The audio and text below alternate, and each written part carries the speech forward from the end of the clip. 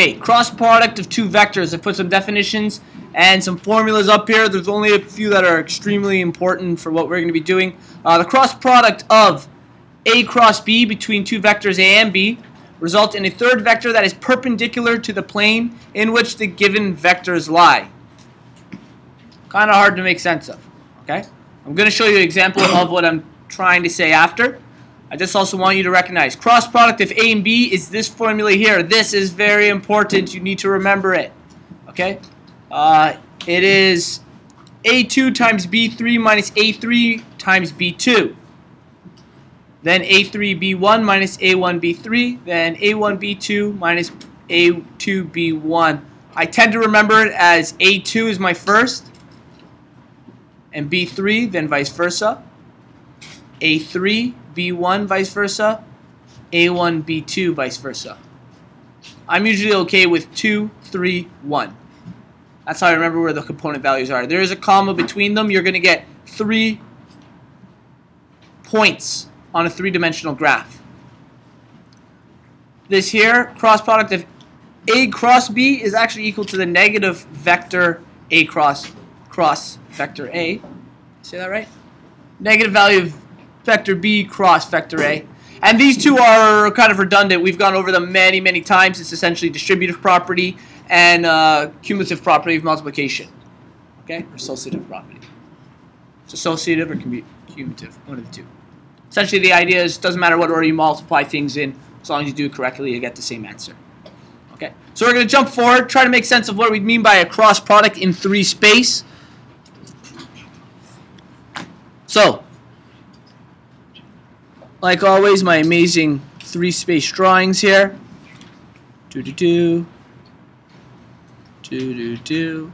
Okay, so we have a vector A, let's say, and we're going to say, just for argument's sake, to make this a lot easier, both of these vectors are going to lie on the xy plane. Okay? So what that means is they start at the origin, it lies on the xy plane. Oh, I forgot that doesn't do that. And the other vector here, same idea, lies on the xy plane. Okay? So put tips on them. And our points are, I should really give us nice points. We're going to say at 4 and 5 and 0. So it's not on the z plane. And this one is at -3, 6, and 0, let's say. Okay? So they don't lie on the z-axis, they're on the xy plane.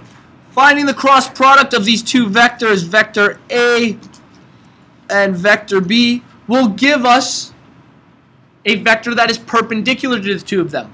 In other words, I'll be getting a vector that is essentially the x-axis. In this case, okay, this would make a perpendicular line with this vector and with that vector. Okay, it would be perpendicular to both vectors. That's what solving the cross product does. Now the plane doesn't have to be an xy plane or an xz plane. It could be a plane on an angle, but the cross product will always give us this answer. So we're going to solve calculating cross product with a way we've done previously, and then we're going to use the cross product formula because it technically is faster, even though it is a bit confusing. So let's jump forward again. This is example number 1. Given vector A is 1, 1, 0, and vector B is 1, 3, -1. Okay.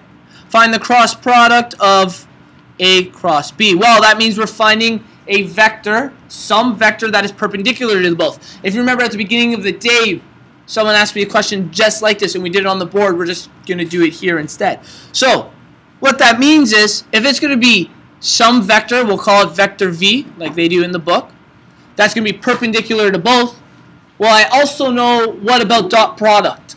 If I find the dot product of vector A dot vector V, what will that equal? If they're perpendicular? 0. Which also is the exact same idea of vector B dot vector V. That's going to be hard to say. It's also going to be 0 if they're perpendicular. So we need a vector that's going to be perpendicular to both. Same idea. Because I don't know the value of this vector v, I'm going to give each of the points or component values variables x, y, and z. If you remember, we did this earlier in the day. I'm then going to find the dot product of both of them. So dot product of vector A, or through our components, is 1, 1, 0. Dot x, y, z is equal to 0. And dot product of B is 1, 3, negative 1. Dot x, y, z. We then multiply across. 1 times x is x, plus 1 times y is y, plus 1 times 0 is nothing. There is no z. Okay. And in our other one, we get 1x, or just x. I'll write it as x plus 3y minus z is equal to 0. Okay. Now, what we're going to do is find a value for our 2 here. We're going to do some subtraction in this case. We'll do elimination. And if we subtract, we substitute. Z equals 2.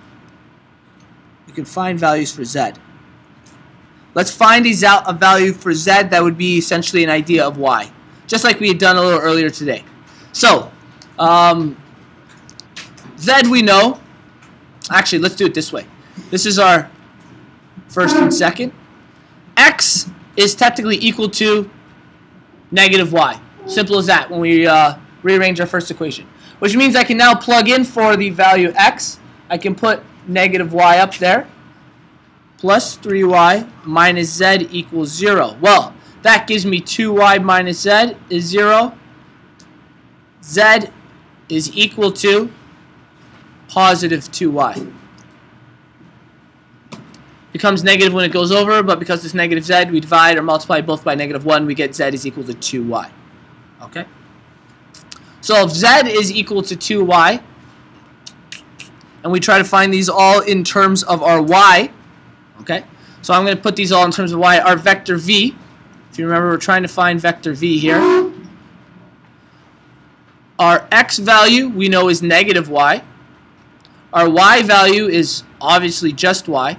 And our z value is 2y. Same as before, we're finding a scalar of this vector. Okay? So, vector v, when we substitute our y out, negative 1, 1, and 2 of our scalar y. Okay? So, very similar to what we did before. Again, we can call the scalar or the letter y k instead, so it seems a little more like a scalar or the variable we're used to using for scalar, but the idea is the exact same. This would be a vector that would be perpendicular to both. But instead of doing that, we're going to do this using the formula from before now to find out what that vector would exactly be. Okay? Or a projection vector of that. So I'm going to use the same values. So please help me remember as we go through this. I'm going to jump to the next page. Actually, I can do this. Technology. There we go. I'll write it again. Vector A.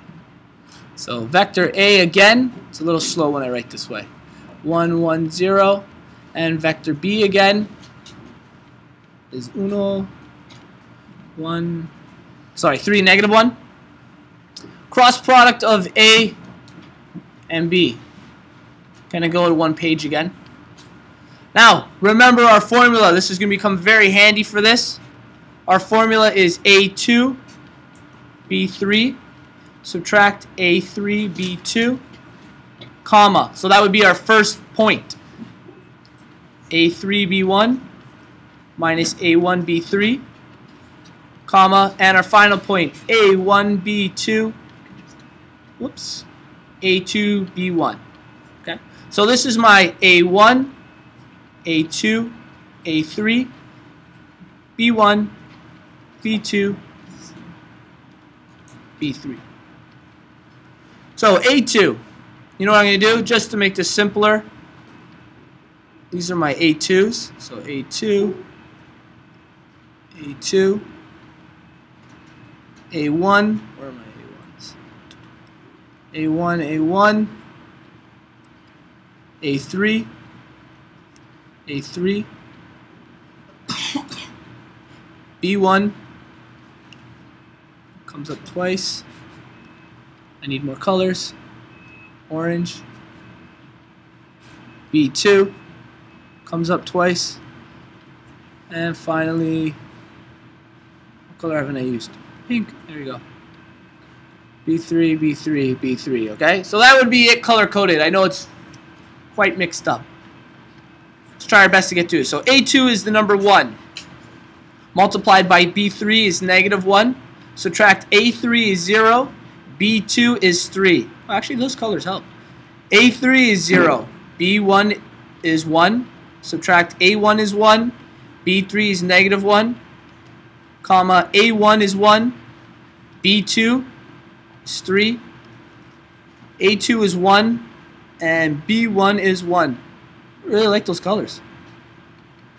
And then we subtract, or we essentially try to solve. -1 minus 0.